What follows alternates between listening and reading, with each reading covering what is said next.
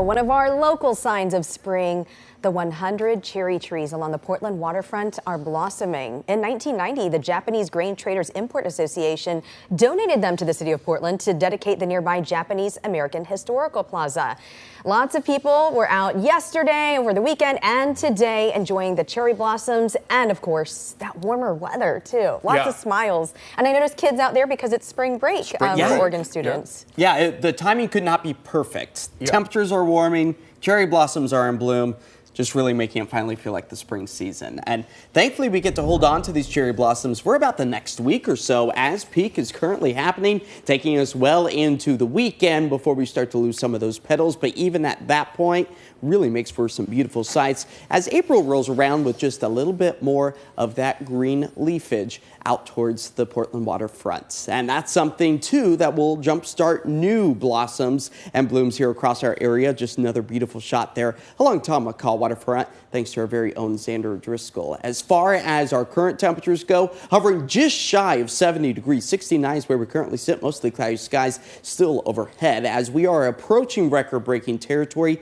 72 degrees is what we would have to make it to today to tie the record last set back in 1960. But our temperatures further south already climbing back up into the mid-70s. That's where we're enjoying just a little bit more of that sunshine as opposed to the Portland-Vancouver area, as our showers past forecast does give us those green bikes to go out and enjoy the above average conditions, falling back into the mid-60s by about 7 o'clock or so, as the cloud coverage is still going to be remaining widespread. Picking up on just a little bit of that moisture further north into western Washington, southwest Washington, not necessarily impacted by this, as our skies all across the Pacific Northwest are expected to dry as this ridge of high pressure continues to grow and intensify, bringing back the almost late spring-like conditions.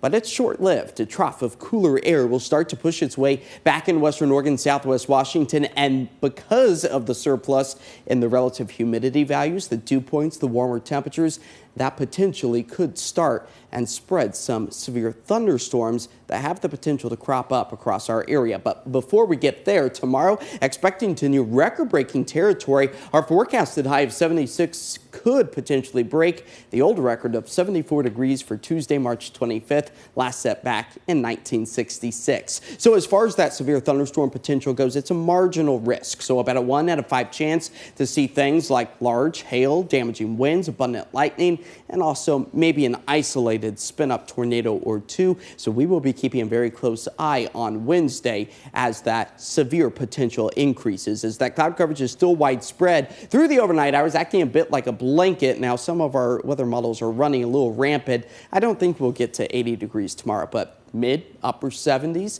all a possibility for the I-5 corridor as we cool things back. And there you go, that severe thunderstorm potential. Again, it's going to be very isolated in nature. Not everyone will see severe thunderstorms, but a bolt of lightning, rumble of thunder, all a possibility again on Wednesday. That's where the brunt of the rain accumulation will start to pile up as the snow machine comes to an end over the high terrain of the Oregon Cascades, only picking up on 2 inches out towards the Timberline Lodge area over the past 24 hours. So tonight, developing patchy fog for some, temperatures falling back into the low 50s. As far as our forecasted high tomorrow, mid 70s, where we will likely be breaking some records. Our 7-day forecast, we've gone ahead and issued that KOIN 6 weather alert for the potential for some active thunderstorm activity as temperatures cool back into the mid 70s. We drop because of that front swinging through back to the upper 50s, where we technically should be for the end of March, as the wet weather potential takes us well into the weekend and even into the start of next week. But again, low 60s starting to get sprinkled back into our 7-day forecast a little bit more frequently. Yeah, because even though it's nice and warm, that humidity is something a lot of us are not used to. I like when it ramps up, you know? Yes. I don't like that super jump. The light switch effect. Yeah.